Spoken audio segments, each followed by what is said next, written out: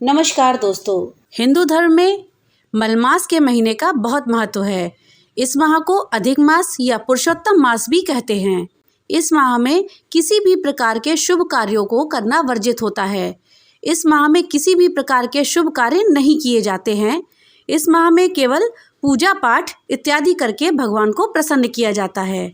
ज्योतिष के अनुसार मलमास में भगवान विष्णु की पूजा का महत्व बताया गया है। ये मान्यता है कि अधिक मास में भगवान विष्णु का पूजन करने से मनोकामनाओं की पूर्ति होती है। भगवान विष्णु सबकी मनोकामनाओं को पूरा करते हैं।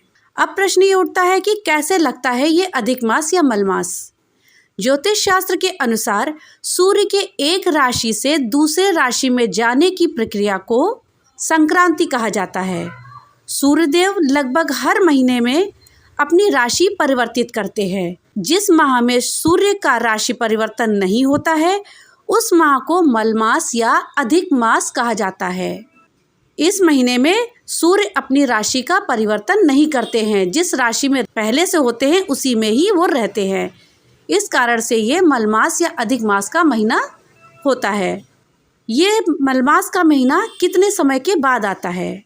ज्योतिष शास्त्र के अनुसार 32 महीने और 16 दिन के बाद अधिक मास या मलमास का महीना आता है। दोस्तों, इस साल 2026 में पुरुषोत्तम मास या अधिक मास की शुरुआत 17 मई से हो चुकी है और ये 15 जून तक चलेगा। तो इस साल 2026 में मलमास का महीना ज्येष्ठ मास में पड़ रहा है।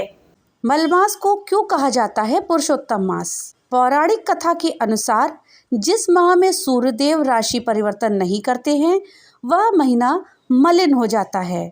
मलिन होने के कारण सभी देवताओं ने इस माह का स्वामी बनने से मना कर दिया। तब भगवान विष्णु इस माह के स्वामी बने।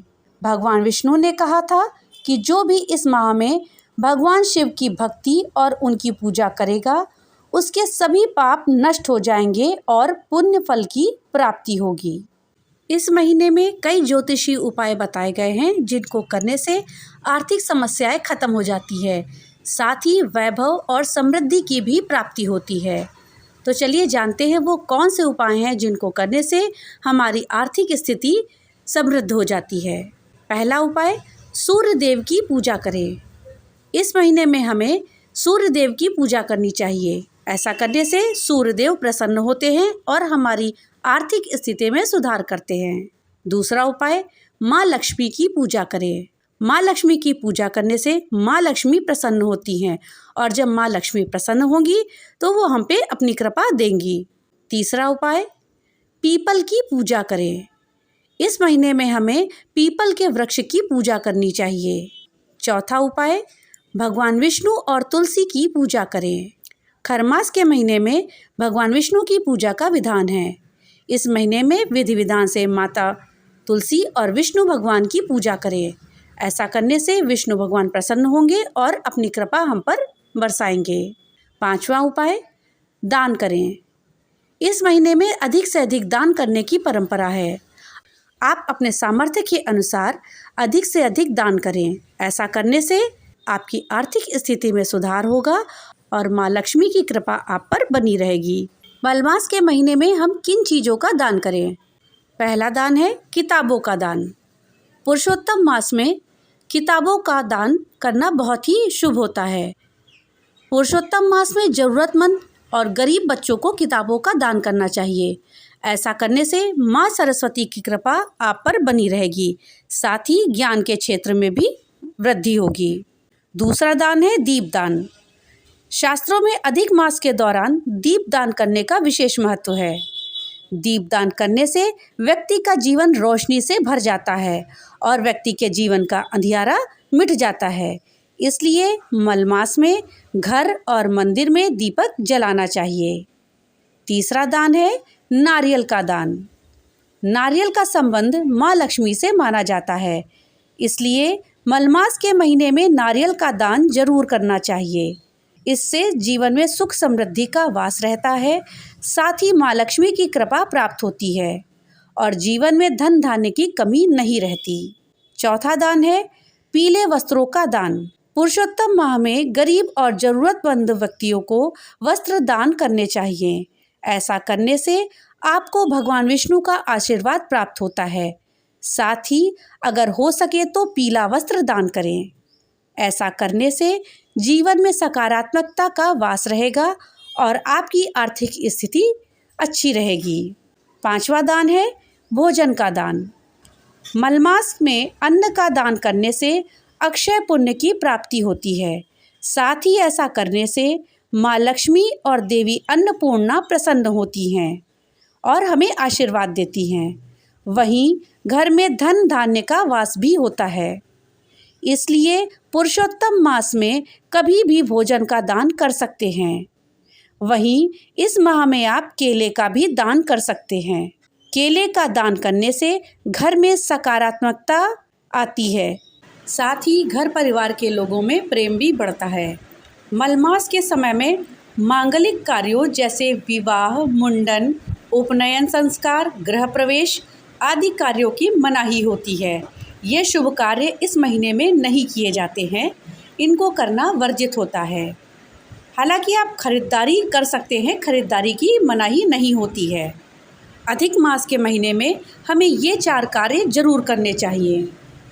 पहला कार्य, अधिक मास में भगवत पाठ का विशेष महत्व होता है।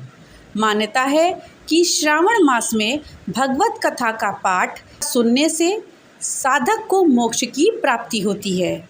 दूसरा कार्य, अधिक मास में शालिग्राम भगवान की उपासना से भी विशेष लाभ मिलता है। इसलिए हर दिन शालिग्राम भगवान के समक्ष घी का दीपक जलाएं। ऐसा माना जाता है कि ऐसा करने से साधक को अखंड सौभाग्य की प्राप्ति होती है। तीसरा कार्य, अधिक मास में श्रीमद् भागवत गीता के 14वें अध्याय का नियमित रूप से पाठ करें। माना जाता है कि ऐसा करने से कार्य क्षेत्र में उत्पन्न होने वाली परेशानियां दूर हो जाती हैं और आपके कार्य निर्विघ्न पूरे होते हैं। चौथा कार्य, अधिक मास में ब्रह्म मुहूर्त में उठकर पूजा पाठ का विशेष महत्व है। साथ ही इस महीने में प्रातःकाल स्नान ध्यान के बाद गायत्री मंत्र का जाप करें। ऐसा करने से आपके सभी कष्टों का नाश होता है। अब आइए जानते हैं अधिक मास के समय में हमें कौन से ऐसे 5 कार्य हैं जो भूलकर भी नहीं करने चाहिए। पहला कार्य, मलमास के समय में मांगलिक कार्यों को करने की मनाही होती है। इस वजह से इस माह में गृह प्रवेश, विवाह, नामकरण, तिलक, मुंडन, सगाई आदि नहीं करते हैं। दूसरा कार्य, मलमास के समय में नया मकान, नया प्लॉट, दुकान आदि की खरीदारी नहीं करते हैं। ऐसा करना अशुभ हो सकता है, तो कोशिश करें इस महीने में कोई भी नई चीज़ ना लें। तीसरा कार्य जो इस महीने में करना वर्जित होता है वो है तामसिक वस्तुओं जैसे लहसुन, प्याज, मांस, मछली आदि का सेवन नहीं करना चाहिए। इसके अलावा शराब, सिगरेट, बासी भोजन आदि भी नहीं करना चाहिए। इस महीने में हमें बासी भोजन करने से भी बचना चाहिए। कोशिश करें ताज़ा ही भोजन बनाएं और खाएं। चौथा कार्य जो हमें इस महीने में नहीं करना चाहिए वो है राई, उड़द की दाल, मसूर, मूली, हर तरह की गोभी, साग, पत्तेदार सब्जियां, शहद, इन सब चीज़ों का हमें सेवन नहीं करना चाहिए। शास्त्रों में इनको करने की मनाही होती है। 5वां कार्य जो करना वर्जित है वो है मलमास भगवान विष्णु की पूजा का माह है। इसलिए इसमें झूठ, चोरी, घृणा, क्रोध, काम, लोभ, गलत व्यवहार, गलत भाषा, अनैतिक कार्यों को करने से बचना चाहिए। आइए अब जानते हैं कि ऐसी कौन सी 3 सब्जियां हैं जिनको हमें मलमास के समय में या मलमास के महीने में भूल कर भी नहीं खानी चाहिए। ये 3 सब्जियां हैं मूली, गोभी और हरी पत्तेदार सब्जियां। ये 3 सब्जियां हमें मलमास के महीने में भूल कर भी नहीं खानी चाहिए। शास्त्रों में इन सब्जियों को खाने की सख्त मनाही होती है। तो दोस्तों ये थी जानकारी कि मलमास का महीना कब से लग रहा है। हमें मलमास के महीने में क्या करना चाहिए, क्या कार्य नहीं करना चाहिए और क्या सब्जी हमें भूलकर भी नहीं खानी चाहिए। जानकारी आपको कैसी लगी हमें कमेंट बॉक्स में लिख करके ज़रूर बताइएगा। वीडियो अच्छी लगी हो तो लाइक और ज़्यादा से ज़्यादा शेयर करिएगा। तो दोस्तों मिलते हैं अगली एक नई वीडियो के साथ, तब तक के लिए राधे राधे।